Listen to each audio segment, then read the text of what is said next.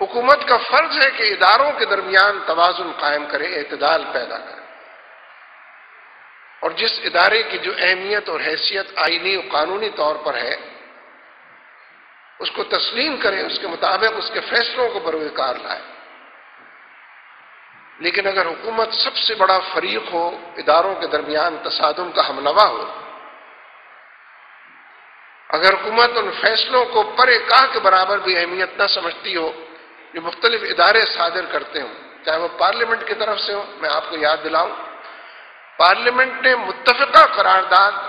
صوبہ سرحد میں جو فوجی آپریشن ہو رہا تھا اس کے حوالے سے منظور کی تھی، آج تک اس پر عمل نہیں ہوا۔ کس کی ذمہ داری؟ حکومت کی ذمہ داری تھی، وزیر اعظم چیف ایگزیکٹو ہے۔ سپریم کورٹ جتنے فیصلے کرتی ہے حکومت کی ذمہ داری ہے، لیکن حکومت اس کی سب سے پہلے خلاف ورزی کرتی ہے، اس کو خفیف کرنے کی، ان فیصلوں کو ہلکا کرنے کی، نت نئے حوالوں سے اس پر طنز کرنے کی کوشش کرتی ہے۔ ظاہر ہے یہ تصادم چاہے وہ اداروں کے درمیان ہو، میں نے عرض کیا تھا نا دنیا بدلی بھی ہے، حالات میں ایک تغیر ہے، ایک تبدیلی ہے کہ جو رونما ہو اس کو سمجھنے کی ضرورت ہے، اس کے اندر ایک کشمکش موجود ہے، اس کو مول لینے کی ضرورت ہے، اس کے اندر ایک جدوجہد چھپی ہو، اس کو سامنے لانے کی ضرورت ہے، اس میں حق اور سچ کا ساتھ دینے کی ضرورت ہے، ورنہ معاشرہ تباہ ہو جائے گا، کچھ بھی نہیں بچے گا۔ یک طرفہ طور پر لوگ کہتے رہیں گے مہنگائی بہت بڑھ گئی ہے، گزارا نہیں ہوتا ہے، بے روزگاری میں بڑا اضافہ ہو گیا، جو برسر روزگار ہے ان کا بھی پورا نہیں پڑتا، جو بے روزگار ہے ان کا تو کیا کہنا ہے، کیسے ان کا ذکر کیا جائے، کن الفاظ سے ان کو یاد کیا جائے، کیسے ان کا نوحہ پڑھا جائے۔ اگر یہ تمام مسائل الگ الگ لوگ بیان کرتے ہیں، جب حکومتیں اپنے فرائض کو ادا نہیں کریں گی تو آپ کو کچھ کہنا پڑے گا، آپ کو سڑکوں پر نکلنا پڑے گا، آپ کو جدوجہد کا پیکر بننا پڑے گا۔ ہم نے 30 تاریخ کے لیے کال دی ہے، کال تو وہیں کے لیے ہے، اسلام آباد اور پنڈی کے لوگوں کے لیے،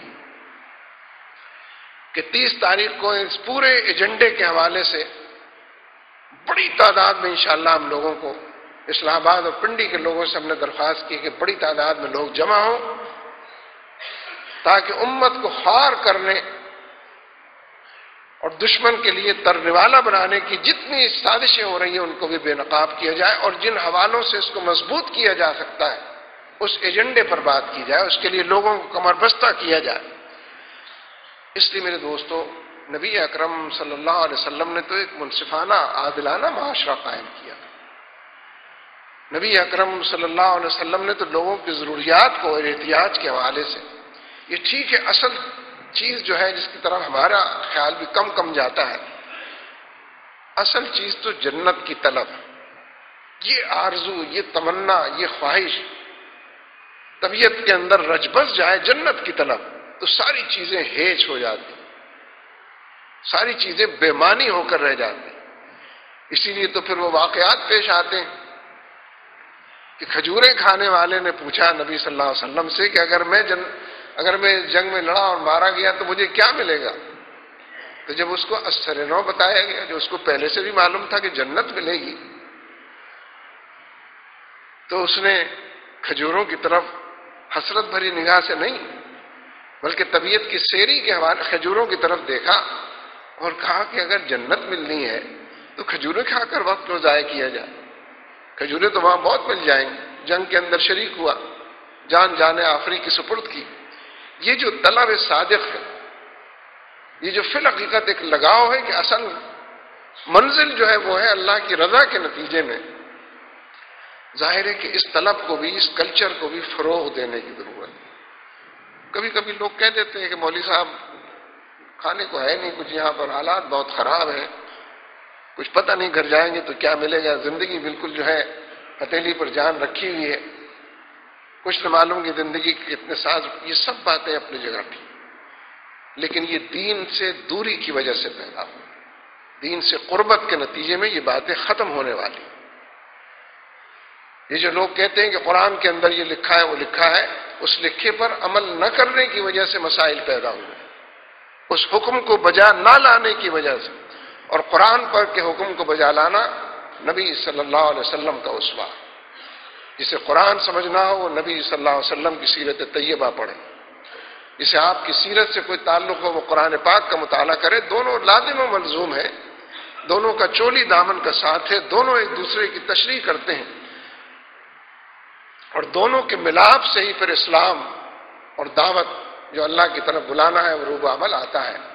اس لیے میرے دوستوں، حالات کی خرابی کے اندر خیر بھی چھپا ہوا ہے۔ حکمرانوں کو بھی یہ سبق دیا جائے، ان پر بھی یہ دباؤ بڑھایا جائے، بڑے پیمانے پر جدوجہد کی جائے، اور پورے معاشرے کے اندر چل پھر کر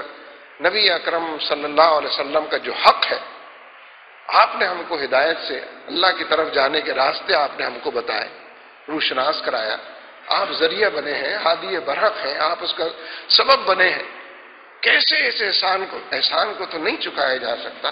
البتہ آپ کی اتباع اور آپ کی پیروی اس دنیا کے اندر بھی دلدل سے نکلنے کا راستہ، اس دنیا کے اندر بھی بھول بھلائیوں سے باہر آنے کا راستہ،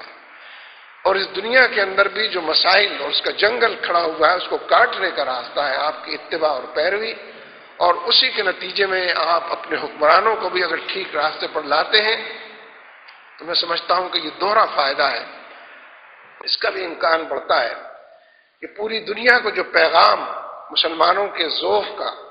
مسلمانوں کی کمزوری کا، ان کے حکمرانوں کے غیروں کی مٹھی میں بند ہونے کا جو پیغام ملتا ہے، اس پیغام کی نفی بھی اسی میں ہے کہ ہم امت کی حیثیت سے اٹھیں اور بیداری کا عنوان اپنے اندر سجائیں، اور نبی صلی اللہ علیہ وسلم سے رجوع کریں کہ اسی میں ہماری دنیا ہے اور اسی میں ہماری آخرت ہے۔ اللہ تبارک و تعالی ہم سب کا حامی و ناصر ہو۔ اقول قولی ھذا استغفر اللہ لی ولکم۔